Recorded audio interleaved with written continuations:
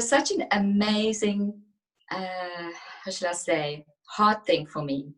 Um, when I actually started going to South America, I was living in Cornwall. And so for me, my South American love and adventure actually start when I lived in the UK.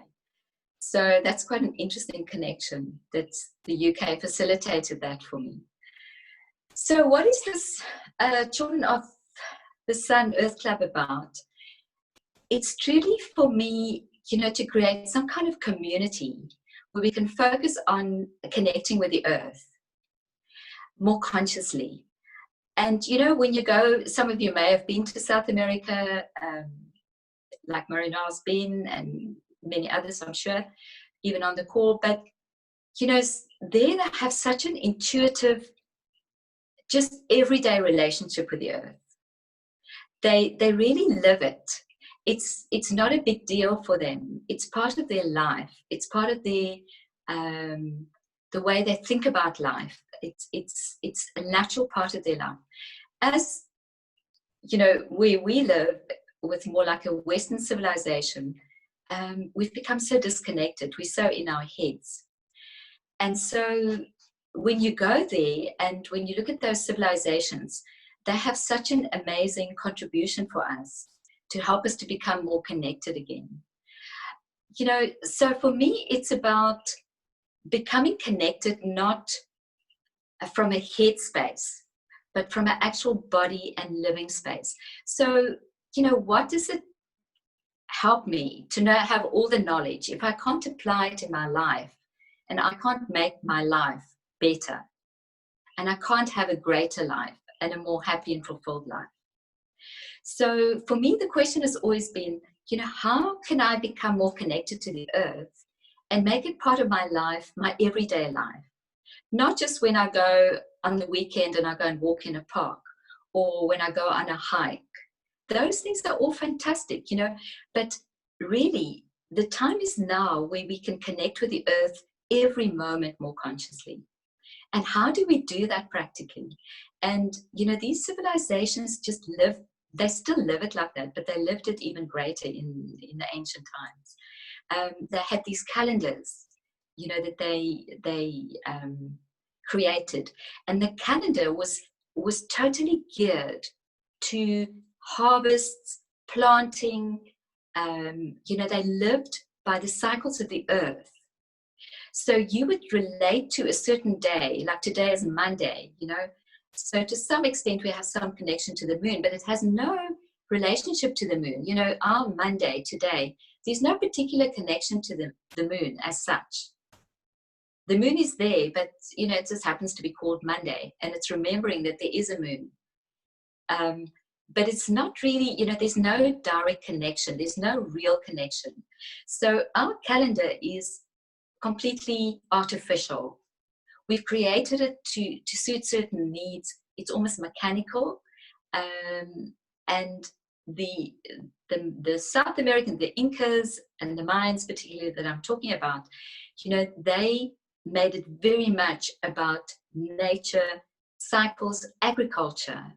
So agriculture was so important. Why? Because food, they realized, was so absolutely important. So, the success of the Inca Empire was because they had all this knowledge that they could read the stars, they could have awareness of certain occurrences in the climate, etc.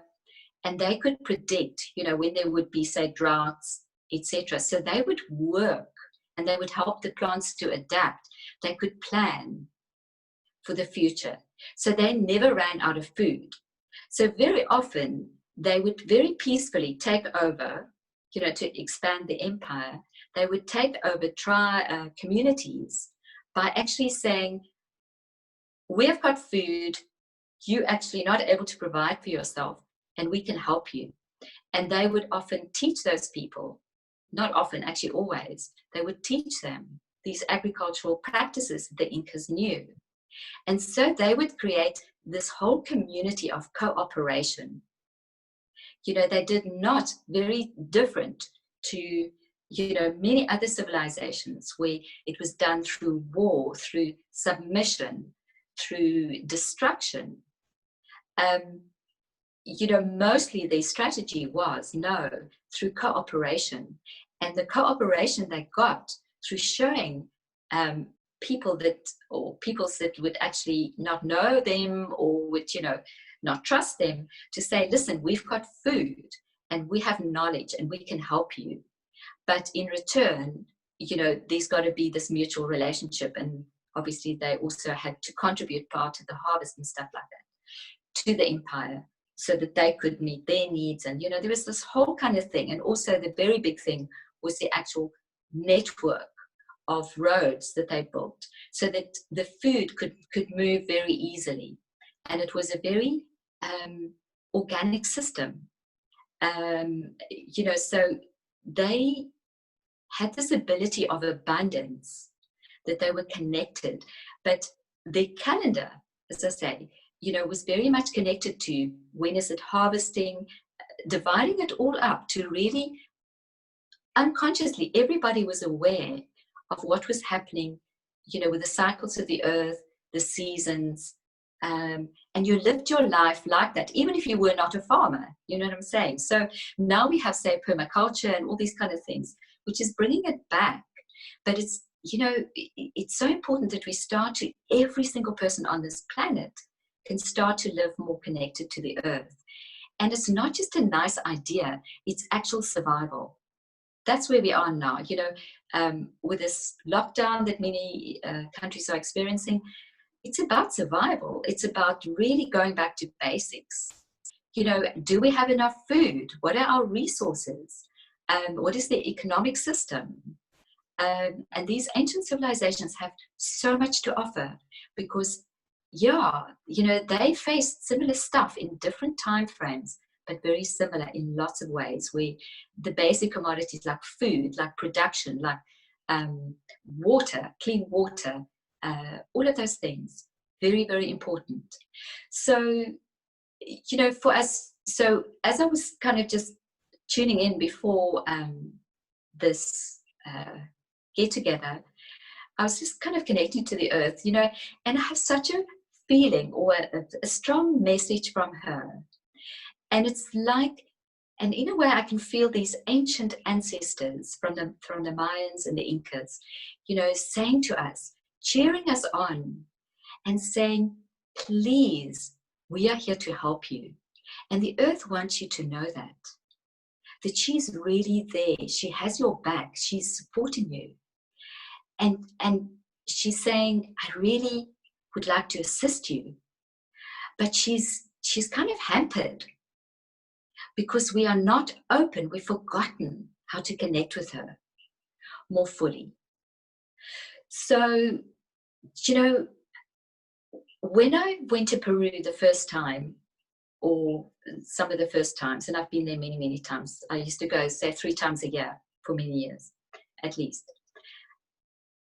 I was very much struck by, that they didn't have these, like the Egyptians, these hieroglyphs and written recordings.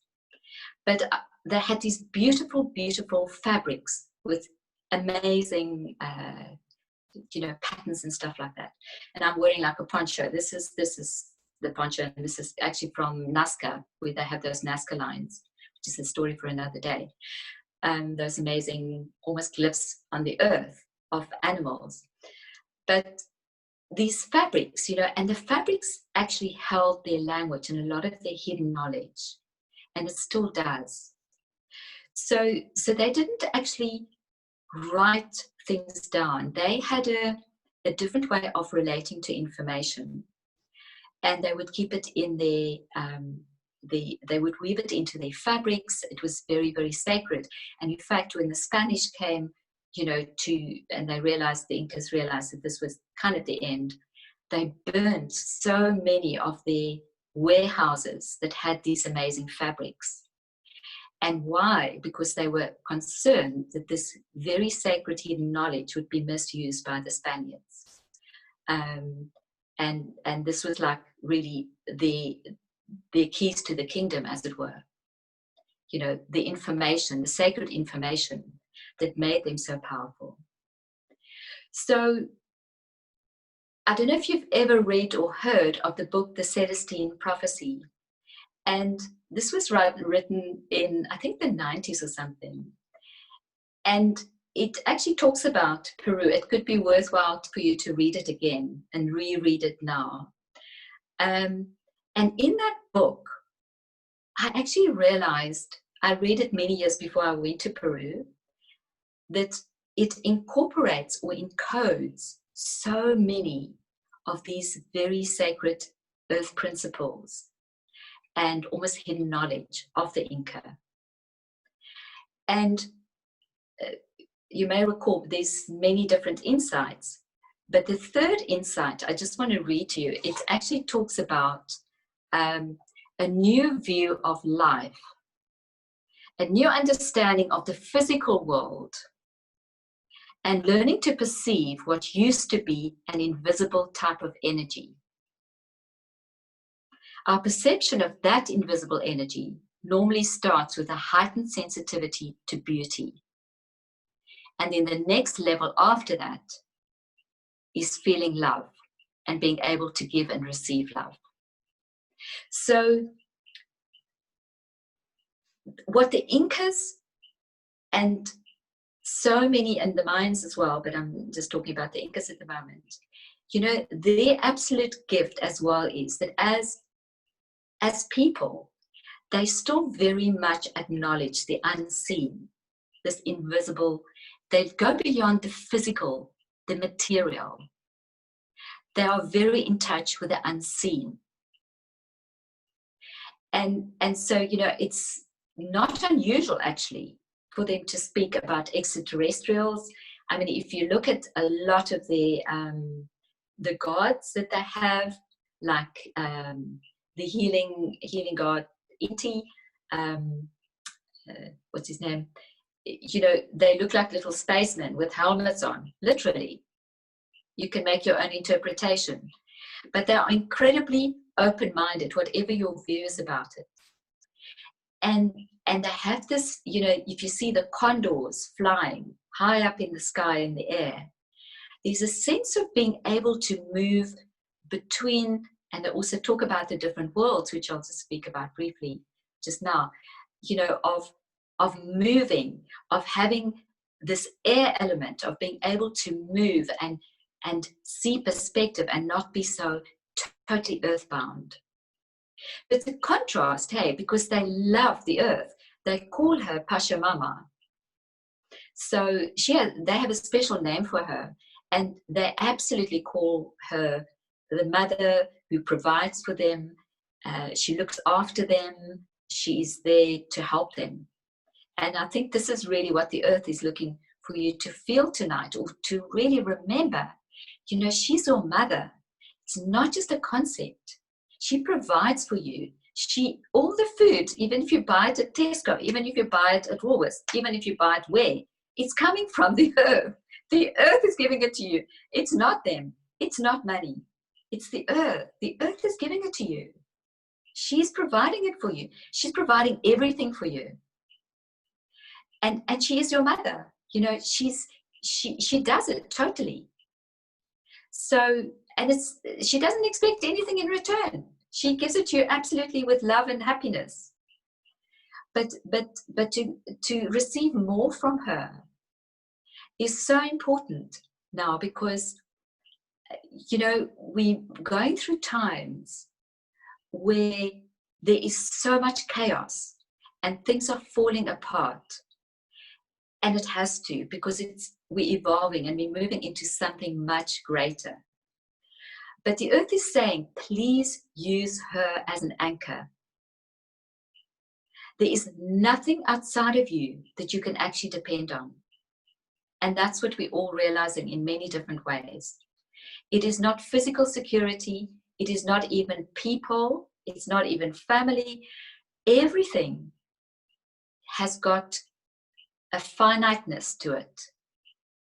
But the earth is always there for you. So when you feel really, just lost maybe, or there's some fear, or you just feel, you can't see the way forward, because there is, at the moment, we are busy creating the way forward. There is no future. We are creating the future as we move through it. Just take yourself back and feel that anchoring with the earth, with Mother Earth.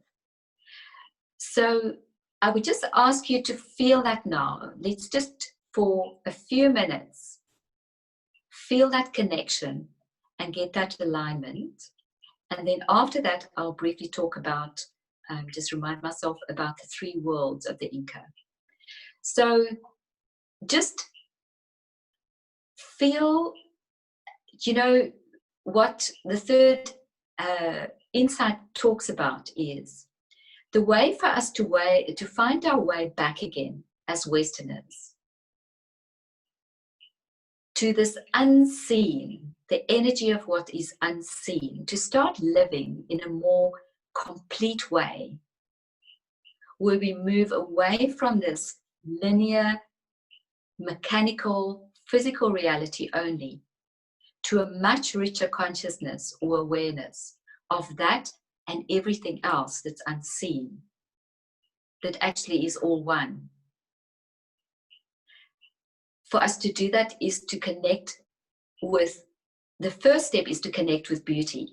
And this is why Machu Picchu has such a massive effect on people. Because when you go to Machu Picchu, it doesn't matter what you believe. It doesn't matter who you are. You are amazingly struck by the beauty. It was built that way. It was built the way for you to stand there, and in a moment, you and your consciousness in your body receives this amazing feeling of beauty. And when you're in that feeling of beauty, you completely connect to the unseen. And as they say in the third insight, from that feeling that you're now elevated by beauty, because think of something beautiful. Whatever is beautiful for you, maybe a beautiful painting, maybe a beautiful rose, maybe a beautiful flower, maybe a beautiful sunset, maybe a beautiful animal, maybe a beautiful child. Feel that sense of there's an expansion. You're aware of more. There's like a softness that's come in. Now from that, you can connect to your heart and love. It's very easy to go from there to feeling love.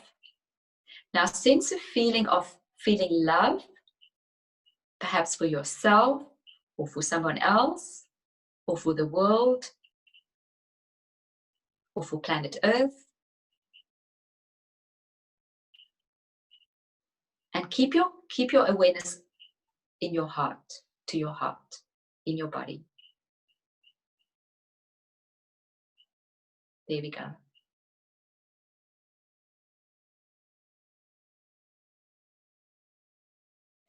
Now with this beautiful, gentle feeling in your heart of connection, what the earth is saying, like safety,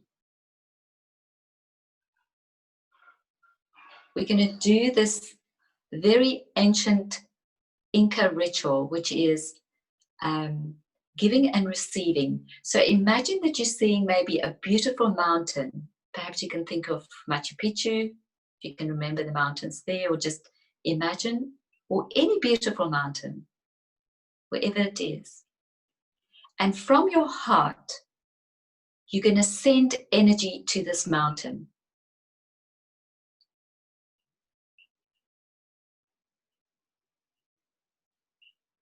There we go. And you're starting to feel the connection with the mountain. The mountain is alive. The mountain is Pachamama.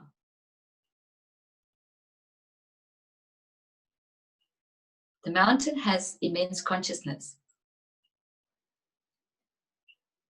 And you are contributing to the mountain. You are contributing to the earth.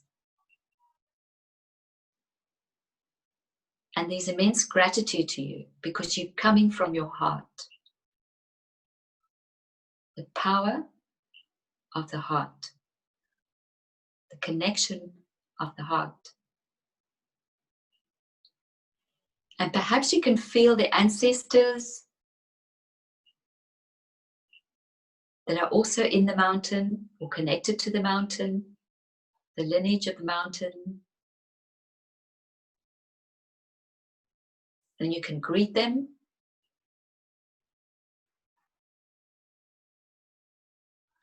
I'm feeling a tingling in my heart. Connection.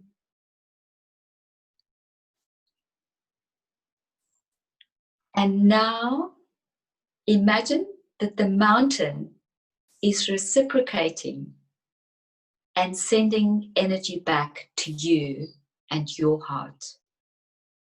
And feel that connection and support that's being returned to you like 1,000 million fold. And just imagine your heart being open. You are totally safe. And you're receiving the love and the support of Pachamama.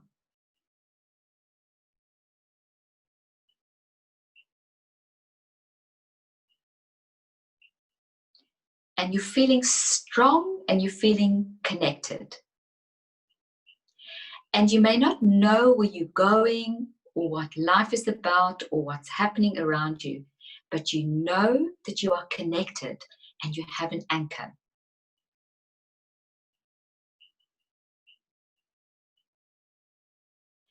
And what the earth is saying, you are being fed. So what she's saying, it's not with food that you have to be fed always. You can be fed by energy. Food is just a symbol. So this is this kind of evolution that we're making from seeing things just as material things to this new way of having a new view on life, and that is from the unseen. And the unseen is this energy, this life force that's actually feeding you and feeding your heart and feeding your life and feeding your future and feeding your creations, what you're looking to create, and feeding your connections that you're sending out to those you love, to those you'd like to connect to community, to everything else. So let's send that out now, like trickles going out into the world. Send it to areas maybe, or to people that require help at this time, or that you just comes into your mind, or that you love dearly, or that you feel you just like to contribute to. Just however you guide it, send it out. I'm sending it out to the whole planet. It could be specific people, specific areas. It could be the whole planet. It doesn't matter. It's all one. And feel this amazing expansion. I'm seeing a lot of red, beautiful energy. It's like life force.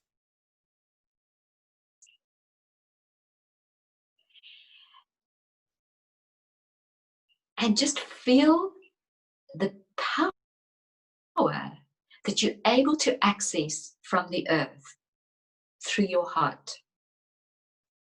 And you don't have to just do it for others.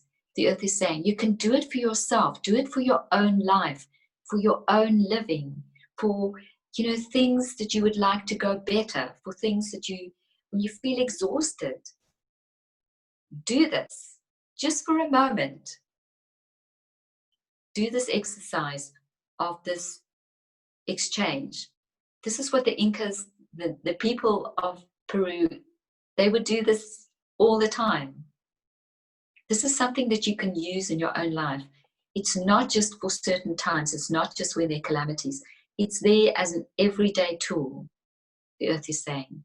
And especially at this time, please use this so that you can step into this new world so much more easily.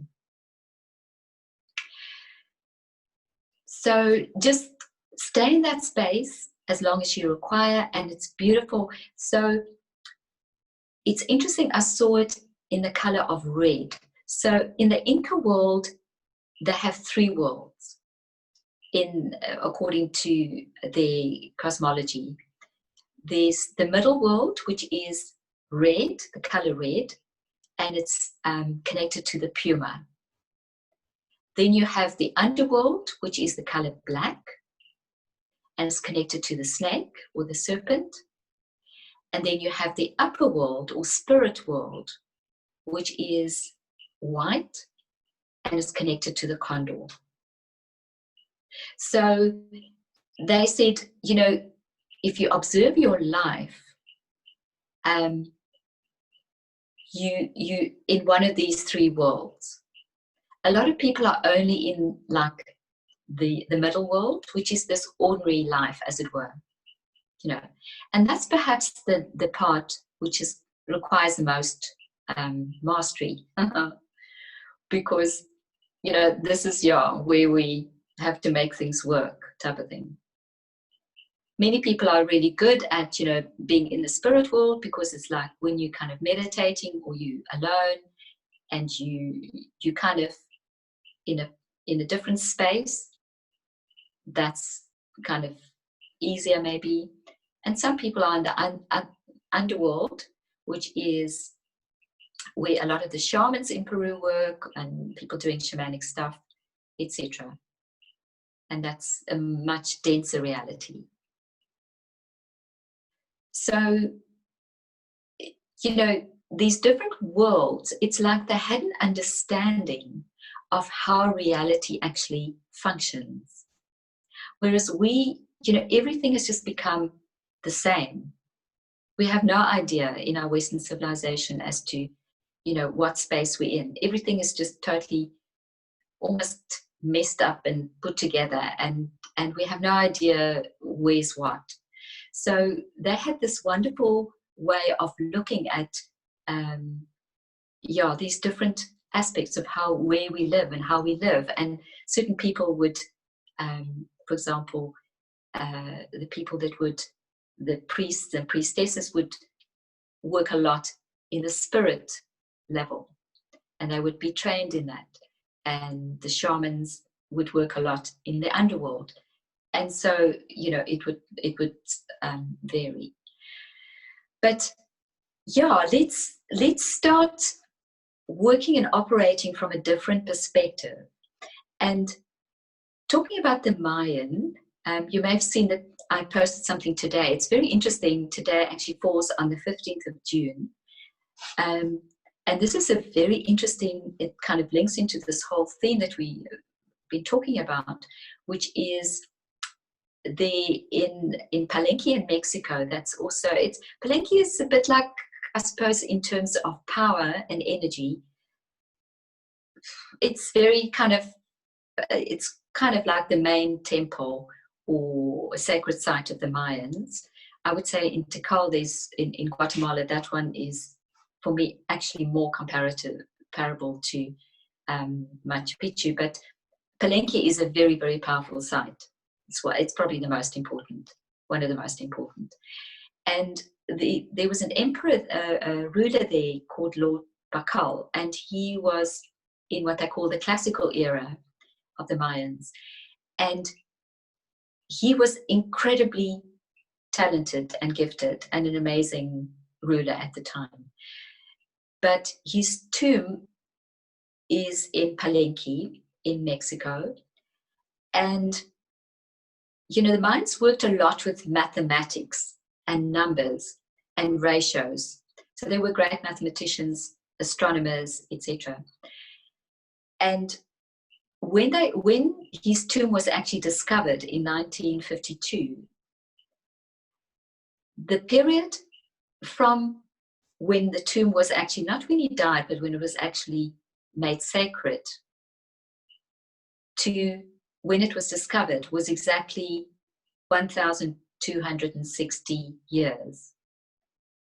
So there's a ratio of 12 to 60.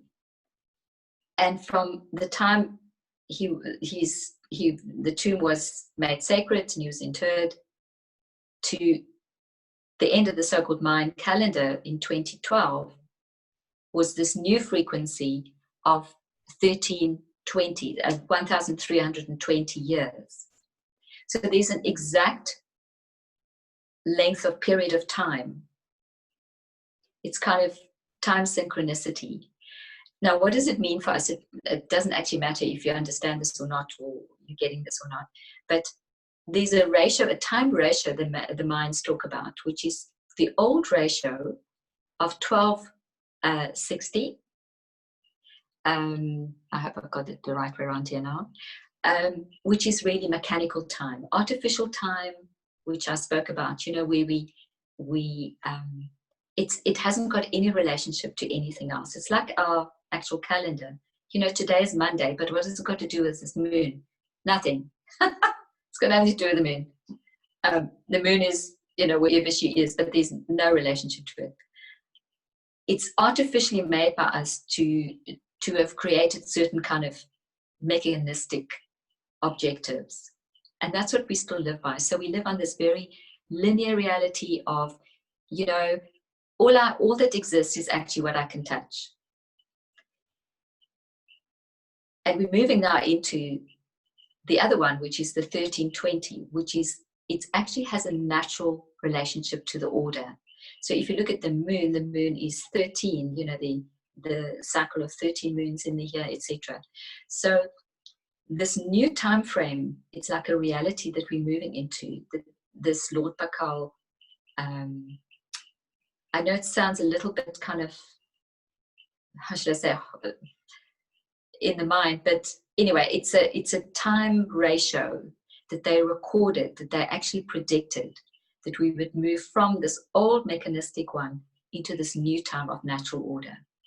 And this is where we are now, where we're starting to function according, once again, to the true cycles of nature, which is what I was talking about, how they would have, the Inca would have their calendar according to when it was planted, when it would be harvested, when the rains would come, when the rivers would flow.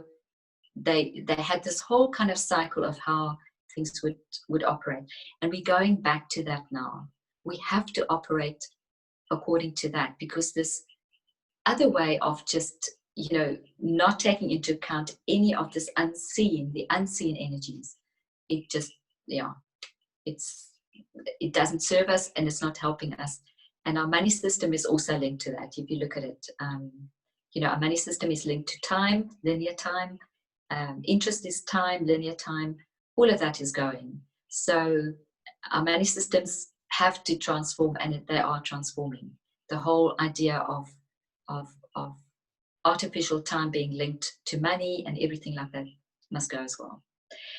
Just briefly, the Incas, they worked with the gold, and they have had these tremendous,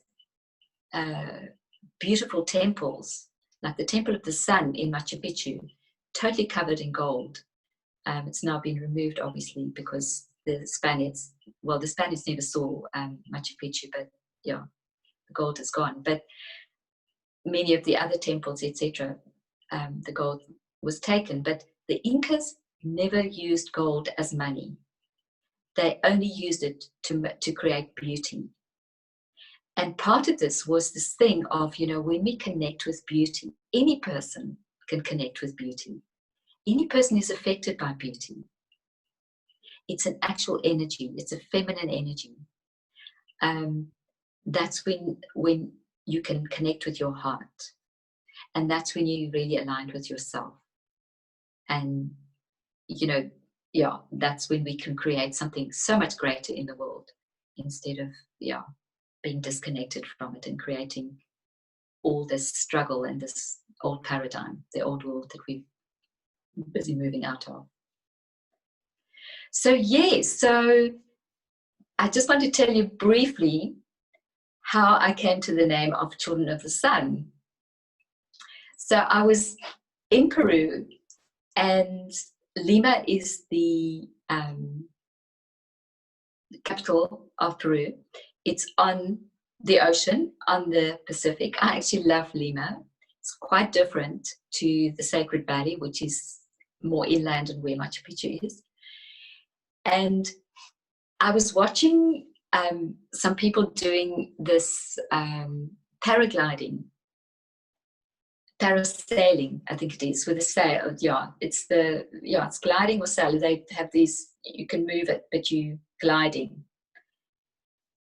And I thought this is amazing because in Lima, there's like quite an escarpment, where the land ends and then it drops into the sea. So it's amazing to go off, and then you would kind of float over the sea, or amazing view.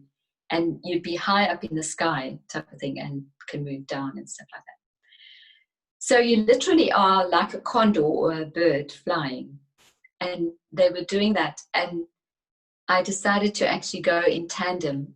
And this guy took me on this. And I had this amazing feeling of flying high in the sky, like the condor, because the condors are so sacred in Peru. They're amazing. Yeah, they're part of the spirit world. And as I was flying there, I felt the most freedom I've ever felt in this life. I literally felt like I was a bird. And I just heard this phrase, and the sun was shining. I felt the sun kind of touching my face. And I just heard this beautiful, beautiful name. And I just thought, Children of the Sun. Yes, I'm a child of the sun. It's like the sun, I come down from the sun, and here I am. And I'm out in the sky, and I'm just free. But I'm part of something, There are many children of the sun that are actually here on the planet.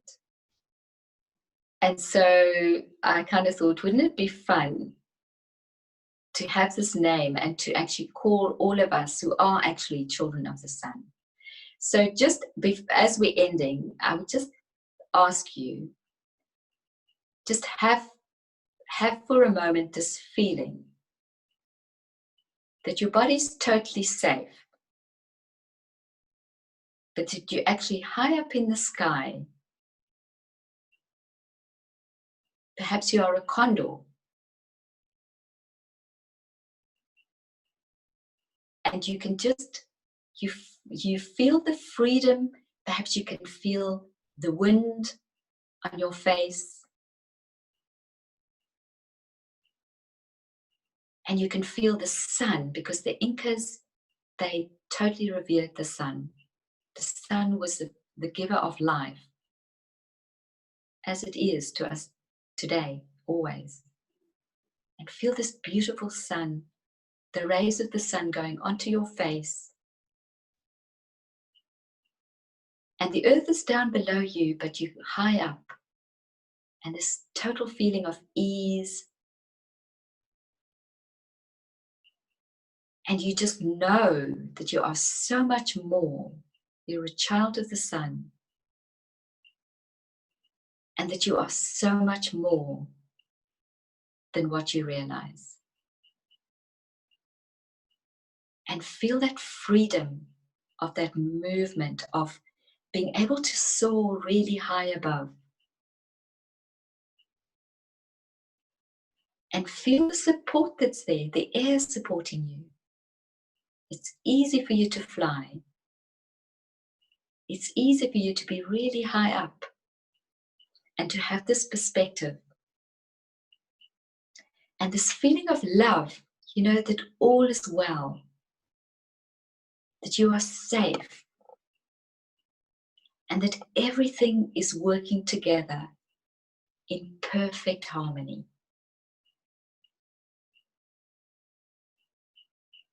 And just feel this abundance of this beautiful land of Peru and of the Inca.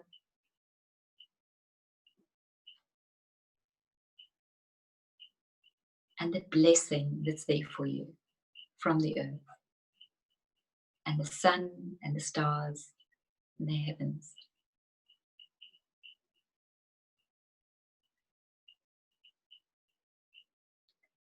So thank you for joining me, those who are here physically present. I really appreciate and thank you. It's so much more fun not just to talk to myself. And those who listen and record, and yes, please let me know any ideas that you may have. This is really just an initiative, and we're co-creating this, it's not my creation. We are creating this together.